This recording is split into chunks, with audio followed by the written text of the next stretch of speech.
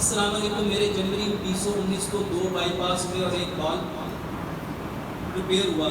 وہ الحمدللہ ٹھیک ہے، مگر میری کمر میں اکثر اوقات درد رہتا ہے. شدید درد، اس تکلیف کا کوئی حل تجویز کرو. میرے محترم بھائیوں، جتنے لوگوں کے کمر میں درد ہے، دوائیوں کے چکر میں نہ پڑو، لمبا سجدہ کرو کمر کے درد کے لیے. یہ میری کتاب ہے، اس میں نے بتایا ہے صرف سجدہ کرنا 80 بیماریوں کا علاج ہے. کمر کا درد، میرے محترم بھائیوں، 10 طریقوں پہ سجدہ کرو. آپ کا پیٹ آپ کی ران کے ساتھ نہیں لگنا چاہیے، بغل کی سفیدی نظر آنی چاہیے، بازوؤں کے اندر سے بکری کا بچہ آرام سے گزر جائے، آپ کے بازو زمین کے اوپر بچھے ہوئے نہیں ہونے چاہیے. 7 ہڈیوں پہ سجدہ کرنا ہے.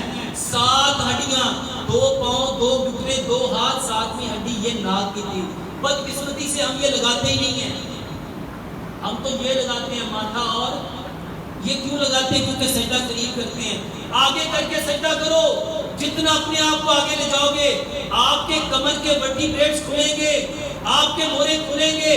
جتنے مورے کھلیں گے، اس کے اندر جو ڈسک ہے وہ دوبارہ سے ہیل ہوگی.